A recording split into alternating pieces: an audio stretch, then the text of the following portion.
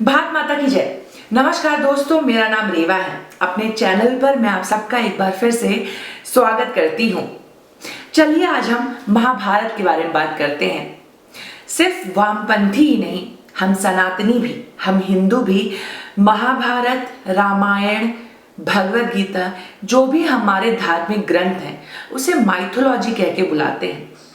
आप जैसे ही इन्हें माइथोलॉजी कह के बुलाते हैं, आप स्वयं ही इसकी विश्वसनीयता पर सवाल खड़ा कर देते हैं। कमेंट बॉक्स पर अक्सर लोग मुझसे पूछते हैं कि मैडम, आप महाभारत, भगवत गीता के बारे में क्या सोचती हैं, आपका क्या विश्वास है। मैं उन्हें कहना चाहूँगी कि मैं क्या सोचती हूँ इस बात से कोई फर्क नहीं पड़ता, यह बात मायने नहीं रखती। मायने रखता है आपका और मेरा विश्वास। मेरे लिए महाभारत कोई माइथोलॉजी या कथा नहीं है। मेरे लिए महाभारत मेरा अपना इतिहास है, और इतिहास से जितना सीखा जाए उतना ही कम है। चलिए मैं आपको एक महाभारत से जुड़ी हुई एक घटना का विवरण देती हूँ। हो सकता है आपको भी कुछ सीखने को मिल जाए। महाभारत के संजय को तो आप सब जानते ही हैं, जिन्होंने अपने दिव्य दृष्टि की सहायता से महाभारत के युद्ध का व्याख्यान धृतराष्ट्र से किया था।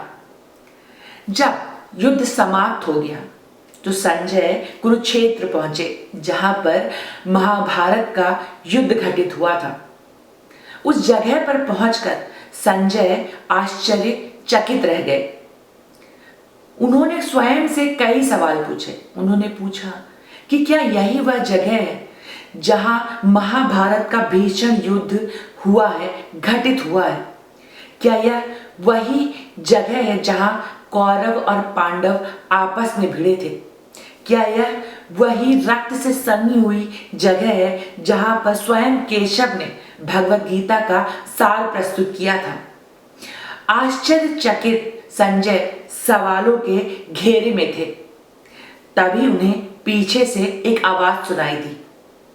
उसने कहा कि सत्य क्या है तुम कभी भी जान नहीं पाओगे। जब संजय पलटकर देखते हैं तो पाते हैं कि वहां पर एक बूढ़ा व्यक्ति खड़ा है। वह व्यक्ति बूढ़ा तो है, पर उसके चेहरे पर एक अजीब सी चमक है। ऐसा लगता है मानो समय स्वयं थम गया हो संजय को सत्य बताने के लिए।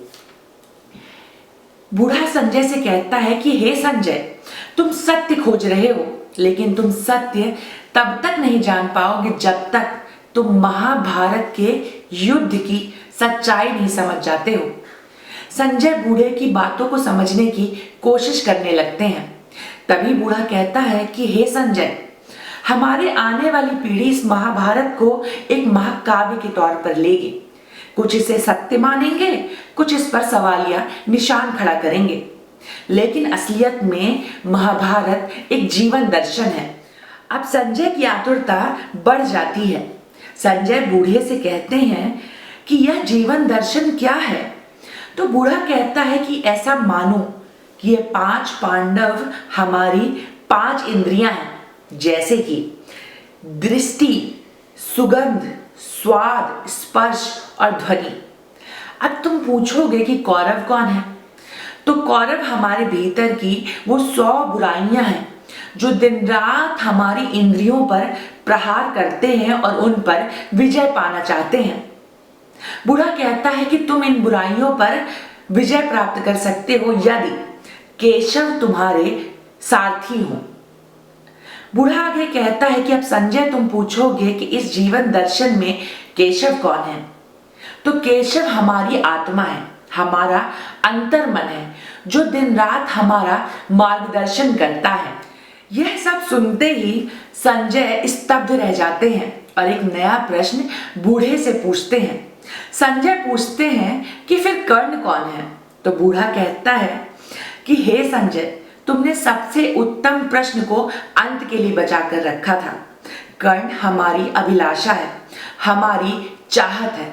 यह हमारी बुद्धिमत्ता और समझदारी का ही एक हिस्सा है, लेकिन यह अक्सर गलत के साथ जाकर खड़ा हो जाता है। उदाहरण के लिए, जैसे हमें जब किसी चीज की चाहत होती है, लालसा होती है, तो हम उसे पाने की हर संभव कोशिश करते हैं। यहाँ तक कि कभी कभी सही और गलत का अंतर भी नहीं समझते हैं। उसे पाने की चाहत ही तो, यह चाहत ही तो कर्ण है। यह कहकर बूढ़ा वहां से चला जाता है और कुरुक्षेत्र के मैदान में अंधेरा हो जाता है। इस घटना का सार और मेरे कहने का तात्पर्य मात्र इतना है कि सही गलत और सत्य असत्य के खेल में वाद विवाद में ना पड़ें। अपने इतिहास को ज्यादा से ज्यादा पढ़ें और इसे समझने की कोशिश करें। अपने दैनिक जीवन में इसे उतारने का प्रयास करें। अगर आपको यह घटना, मेरी बातें अच्छी लगी हो तो इसे साझा करें, ज्यादा से ज्यादा शेयर करें, मेरे वीडियो को लाइक करें और मेरे चैनल को सब्सक्राइब करना कतई न भूलें। भारत माता की जय। जय हिंद। राम राम।